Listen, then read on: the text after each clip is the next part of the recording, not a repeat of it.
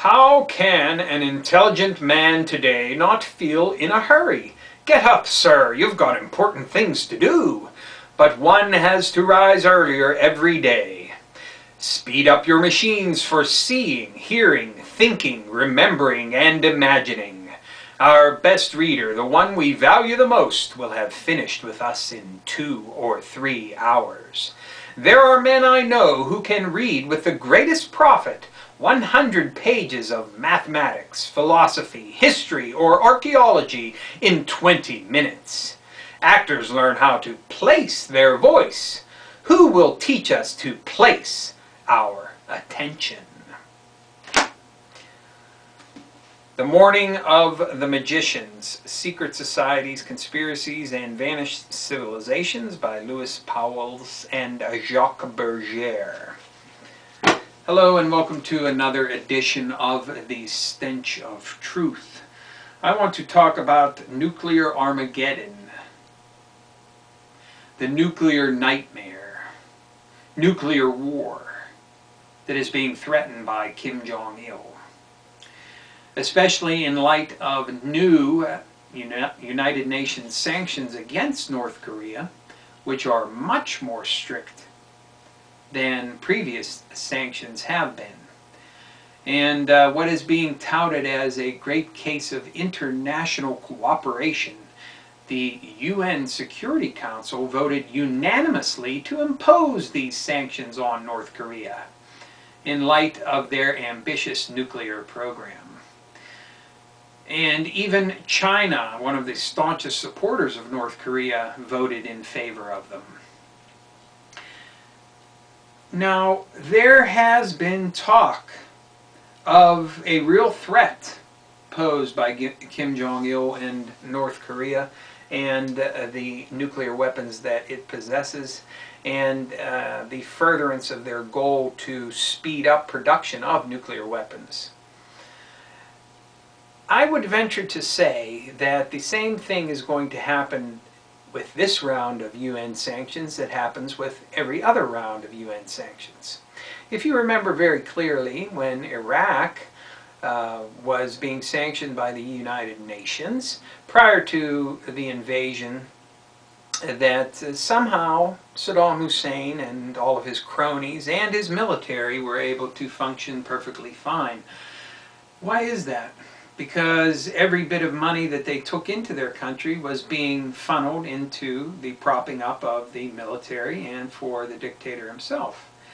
This has been the case in North Korea. Now, I know that there are a lot of you who have heard the stories and rumors of how desperate people are in North Korea and how, people are fleeing North Korea to China and calling it the good life over there, working for pennies and even being sold into slavery. And we've also heard about the terrifying ordeal that people have to live with every day over there, and how there may in fact be widespread cannibalism going on amongst the people of North Korea. And this is all at the hands of their leadership, headed by Kim Jong-il, who is probably one of the craziest motherfuckers around today. Now, that being said, what have sanctions ever done that have produced the result that you wanted them to achieve? I just want someone to tell me when. If you impose more sanctions on North Korea, the only people that are going to be negatively affected by that are North Korean people who are already suffering in misery. I'm not saying that that is not what should be done. I'm just saying that you need to face the facts about what is going on whenever these types of things happen in the international arena. The people who are being affected are the people who live there. The regular, everyday people. And those are the people that we ostensibly want to help by trying to do something about Kim Jong-il and his nuclear program.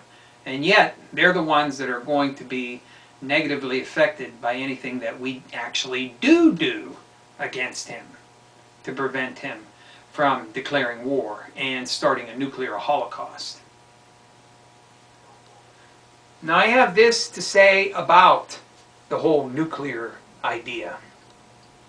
I think it's with great hubris that countries in this world try to prevent other countries from having massive weapons of utter destruction, like nuclear weapons, when they themselves continue to stockpile huge fucking amounts of weapons that could obliterate the entire planet several times over. It's hubris because they are acting on the belief that what they are doing is a good thing. It's a deterrent. It's a way of keeping the peace. These are all the same arguments that we dealt with during the Cold War for those many years. I would venture to say that the positioning of North Korea as the current bogeyman when it comes to weapons of mass destruction is to the furtherance of some end. And perhaps if there is some breakdown in what's going on in North Korea, this will enable the powers that be to further encircle China and Russia, which is exactly what Zbigniew Brzezinski wants to accomplish with his Russophobic philosophy, and also with the underlying anti-Chinese stance of the powers that be. It is my belief that the elites are suffering China for the time being because they are serving the purpose of driving the world economy. But I do not believe that the Chinese people will actually inherit anything good as a result of this. So what about nuclear war? Well, I imagine a lot of people are afraid, but I also imagine there are a lot of fucking morons out there. There are a lot of so-called right-wing Christians who believe in the end times and Armageddon, who look at this as a fulfillment of prophecy and think it's a good thing that we're looking at nuclear annihilation, or at least the possibility of it. And I say to you, you are fucking out there. But I also say that a lot of this is propaganda. It's being used as a tool. There's a purpose behind it. And the purpose, number one, is to scare you, to draw your attention, to make you afraid, and to make you glad that you live wherever you live and have whatever government you have that is going to protect you like Big Daddy. So you won't be too upset whenever they ask you to give a little bit more or to lose a little bit more of your freedom. The end result of all of this, what I'm getting to with this, is that there is no reason to be afraid. Do not fear. Fear is the worst thing that you can give in to.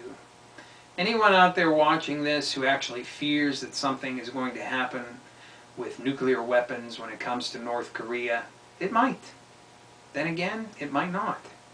There's no reason to fear. There's no reason to change your plans. There's no reason to do anything different than you are doing right now. Keep the pressure on where it needs to be brought. Keep your eyes focused where they need to be focused. Sure, stay on top of that. Be aware of what's going on, but also at the same time, don't let fear freeze you. It really is a destroyer. Thank you. Good night.